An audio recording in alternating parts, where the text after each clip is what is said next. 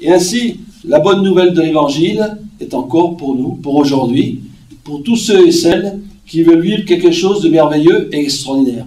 Au début d'année, on se souhaite des vœux, mais on pourrait se souhaiter aussi, on pourrait formuler les choses autrement.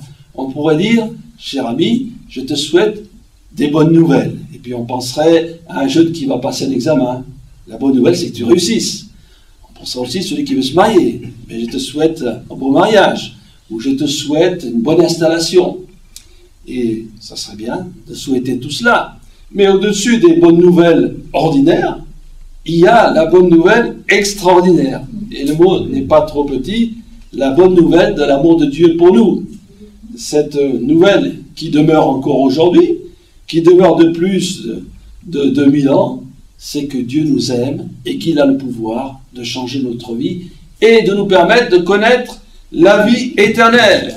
Qu'après la mort, nous soyons pour toujours avec le Seigneur.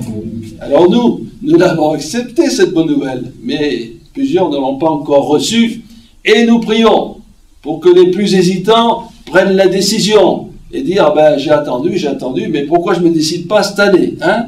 Pourquoi certains ne diraient pas j'ai entendu il y a des années la parole de Dieu, on m'a invité, mais je n'ai pas encore accepté, cette année je vais m'engager. Voilà, ça c'est quelque chose qui serait bien. Bon, c'est vrai que ceux qui ont la difficulté à croire en Dieu, et peut-être qui ne croient même pas à l'existence de Dieu, c'est dommage qu'ils ne savent pas qu'il y a une bonne nouvelle pour eux, hein? Et cette bonne nouvelle, elle est aussi à leur portée. C'est sûr que parfois, ceux qui semblent rejeter Dieu et qui sentent que Dieu est lointain, c'est qu'eux qui ne se sont pas approchés de Dieu simplement. Nous allons voir en lisant un texte tout à l'heure dans Ésaïe 55, où s'ils savaient que c'était aussi simple que cela, qu'il n'est pas nécessaire de faire des écoles de théologie, de comparer les religions et les philosophies pour s'approcher de Dieu, eh bien ils l'auraient fait. Et personne parfois leur a dit que c'est beaucoup plus à leur portée qu'ils ne pensaient.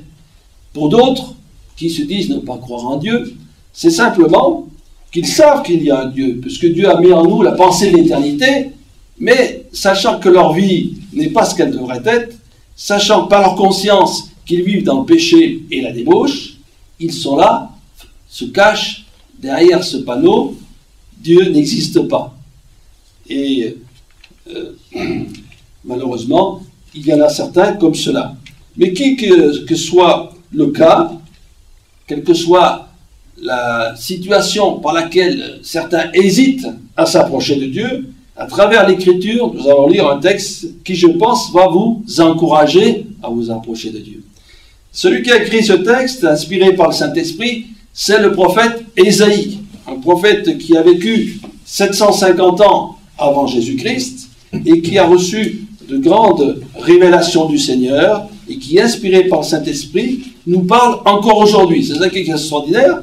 Voilà un texte qui a été écrit donc il y a 2750 ans, c'est pas de hier, et pourtant ça répond encore à nos besoins et nos questions. Et malheureusement, beaucoup de nos concitoyens ne réalisent pas qu'ils ont des besoins. Ils sont malheureux, ils ne sont pas bien, et ils ne réalisent pas que leur problème il est spirituel. Et on peut aller voir un psychologue, un psychiatre, qui fera ce qu'il pourra, parfois ils font des bonnes choses, mais en réalité, le problème il est spirituel. Le problème, c'est que ces hommes et ces femmes, ils ne vivent pas dans la présence de Dieu. Et nous allons voir comment ils peuvent y parvenir. Gloire à Dieu. Donc, on va lire quelques versets donc, dans Ésaïe 55. D'abord, le premier verset qui rentre tout de suite dans, on peut dire, le direct de la vie spirituelle. Vous tous qui avez soif, venez aux eaux, même si vous n'avez pas d'argent. Voilà, vous tous qui avez soif, venez aux sources des eaux. Venez aux eaux. Et Jésus a repris ce texte, et on peut le lire dans l'évangile de Jean, chapitre 7, et il a dit que si quelqu'un a soif, qu'il vienne à moi, qu'il boive. Des sources d'eau vive couleront de son sein, comme dit l'Écriture. Vous voyez que ce qu'il y a dans l'Ancien Testament, ce qui est écrit avant la venue de Jésus, et ce qui est écrit dans le Nouveau Testament, ce qui est écrit du temps de Jésus, correspond. Et ainsi, on peut prouver par ces deux versets que la Bible, elle, il y a une unité une même pensée du début à la fin. Pourquoi? Parce que c'est Dieu qui a inspiré cette parole. Donc celui qui a soif, soif de vérité, soif de sainteté, de pureté et de justice et d'amour.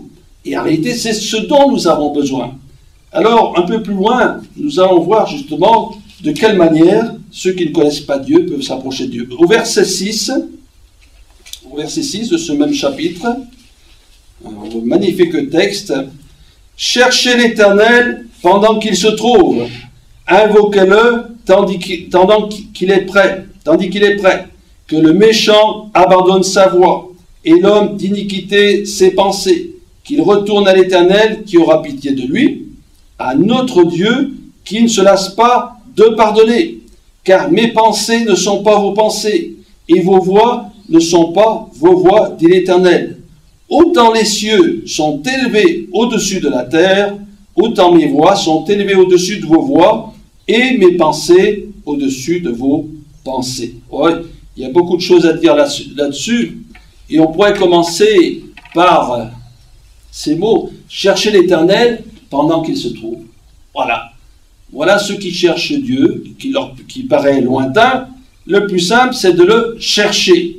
Alors, il y en a qui vont le faire. Il y en a qui vont avoir l'intelligence de chercher Dieu de différentes manières. Et quoi qu'il arrive, s'ils sont sincères, Dieu les conduira. Il dit, cherchez Dieu pendant qu'il se trouve, invoquez-le tandis qu'il est prêt. Et dans un chapitre de la Bible, au chapitre 12 de l'Ecclésiaste, il nous est dit, ça concerne surtout la jeunesse, cherche Dieu pendant les jours de ta jeunesse, avant que les jours mauvais arrivent, où tu n'y prends point garde. Cela veut dire, chercher Dieu pendant qu'il se trouve, il faut le chercher là, quand on est bien disposé, et le plus tôt possible. La jeunesse, c'est encore mieux. Même un enfant qui cherche Dieu, c'est une chose encore meilleure. Pourquoi? Parce que le cœur qui est innocent, le cœur qui est simple, le cœur qui n'a pas connu le péché, vraiment le gros péché, qui n'a pas été démoli par toutes sortes d'abus, par la drogue, l'alcool et toutes sortes de déviations, depuis cette passion, eh bien ce cœur, il est réceptif. Et c'est pour ça que les enfants sont réceptifs à la parole de Dieu, parce qu'ils sont là dans ce monde, ils découvrent tout, et ils sont sensibles à l'action du Saint-Esprit. Et gloire à Dieu, que Dieu fasse que vous aussi, vous soyez sensibles à l'action du Saint-Esprit. Car si il y a la parole de Dieu que nous allons lire, il y a aussi le Saint-Esprit qui va vous révéler ces choses, qui va les appliquer dans votre cœur. Donc cherchez Dieu pendant qu'il se trouve. Et on pense toujours qu'on a le temps de chercher Dieu, mais Dieu permet des circonstances où on le cherche davantage. Dieu va nous mettre devant nous peut-être des chrétiens, où on va entendre la parole de Dieu, où on va la lire, c'est très bien. Mais il y a des circonstances imprévues, c'est la maladie, la vieillesse, le fait d'être impotent, qui fait qu'on n'a plus la force de le chercher. Cherchez Dieu pendant qu'il le trouve, invoquez-le tandis qu'il est prêt. Invoquer, c'est prier avec ferveur. Alors, vous me direz, certains qui ne connaissent pas Dieu, mais moi je ne sais pas prier, on m'a appris de notre Père, d'autres me diraient, moi j'ai une autre religion, on m'a appris telle prière, ou moi je fais le chapelet plusieurs fois, etc. Ce n'est pas de cette prière-là qu'il s'agit. Lorsqu'on veut vraiment connaître la bonne nouvelle de Dieu, il faut prier avec son cœur. Non pas des prières récitées, mais elles sont peut-être certaines intéressantes, mais invoquer Dieu, c'est crier à lui, c'est vraiment avoir un désir de le connaître et de le découvrir. Hein? Voilà, et c'est dans cette disposition qu'il se passe quelque chose. Et on peut prendre deux personnes qui sont là à côté, une qui a une religion, qui prie, les prières qu'elle a prises par cœur, et une autre qui est incroyante, qui ne connaît rien de Dieu. Et cette parole que je vais dire, elle va invoquer Dieu. Cette personne qui ne connaît rien, elle va, invoquer Dieu tout son cœur, et elle va découvrir la bonne nouvelle de l'Évangile. Alléluia, parce que Dieu voit la sincérité, et Dieu voit de quelle manière on s'adresse à lui. Il y a plusieurs façons de s'adresser à Dieu, mais Dieu y voit lorsqu'il y a un cœur sincère, un cœur qui a soif, comme nous avons lu tout à l'heure, et un cœur qui désire vraiment connaître la grâce de Dieu. Alléluia.